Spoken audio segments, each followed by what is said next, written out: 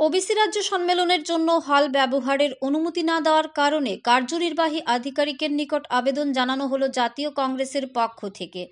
জানা যায়, ত্রিপুরা প্রদেশ কংগ্রেস কমিটির সিদ্ধান্ত অনুসারে ভারতের জাতীয় কংগ্রেসের বিভিন্ন শাখা সংগঠনের রাজ্য সম্মেলন শুরু হয়েছে সমস্ত রাজ্যব্যাপী। তারই অঙ্গ হিসেবে জাতীয় কংগ্রেসের ওবিসি রাজ্য সম্মেলন করার সিদ্ধান্ত নেওয়া হয়েছে ধর্মনগরে 9 ফেব্রুয়ারি। সেই মোতাবেক ধর্মনগরের অর্ধেন্দু ভট্টাচার্য স্মৃতি ভবন ব্যবহারের অনুমতি চেয়ে জেলা কংগ্রেসের জেলা সম্পাদক ধর্মনগর পুর পরিষদের কার্যনির্বাহী আধিকারিকের কাছে অনুমতি চেয়ে লিখিত আকারে আবেদন করা হয়। পরবর্তীতে অফিস থেকে জানানো হয় 9 ফেব্রুয়ারি অর্ধেন্দু ভট্টাচার্য স্মৃতি ভবন ব্যবহারের অনুমতি দেওয়া যাবে না। জেলা সম্পাদক সে সময় বিবেকানন্দ সার্ধ শতবার্ষিকী ভবনের কথা বললেও সেটাও দেওয়া হবে না বলে মৌখিকভাবে জানিয়ে দেওয়া হয়। সে কারণে আজ পুনরায় ধর্মনগর পুর পরিষদের কার্যনির্বাহী আধিকারিক তথা মহকুমা শাসক সজল দেবনাথের কাছে রাজ্য ও জেলা স্তরের নেতৃত্বতা দেখা করে ব্যবহারের অনুমতি দেওয়ার জন্য আবেদন করেন। ধর্মনগর থেকে নিজস্ব প্রতিনিধির রিপোর্ট, আরই ধর্মনগর। ত্রিপুরা প্রদেশ কংগ্রেসের সিদ্ধান্ত অনুযায়ী আমাদের ভারতের জাতীয় কংগ্রেসের বিভিন্ন শাখা সংগঠনের রাজ্য সম্মেলন সারা রাজ্যব্যাপী অনুষ্ঠিত চলছে। আমাদের ধর্মনগরে ওবিসি রাজ্য সম্মেলন 9 ফেব্রুয়ারি 2020।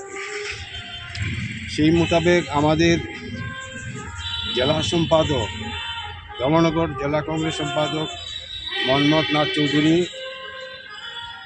নগর পঞ্চায়েত মিউনিসিপ্যালিটির এক্সিকিউটিভ অফিসারকে আমাদের অর্ধেন্দু ভবন পাওয়ার জন্য আমরা চিঠি দিই এবং ওনাকে মৌখিকভাবে জানিয়ে দিয়েছেন সেই হল পাওয়া যাবে।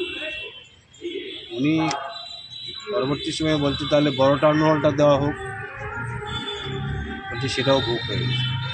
আমরা দেখছি বিগত কয়েক বছর যাব ধর্মনগরে একটা ট্র্যাডিশন হয়ে গেছে যে বিরোধী রাজনৈতিক দল টাউন হল চাইলে বা সরকারি কোনো জায়গায় অনুষ্ঠান করতে চাইলে আমরা সেগুলো পাচ্ছি না। সেই ব্যাপারে আমরা executive officer chief executive officer এসডিএমের কাছে আমরা আমাদের অভিযোগটা জানিয়েছি এবং আবেদন রেখেছি উনি যাতে এটা সদর্থকভাবে দেখেন এবং আমরা যাতে আমাদের এই রাজ্য সম্মেলন 9 ফেব্রুয়ারি করতে পারি সেই ব্যাপারে উনি সহযোগিতা করেন।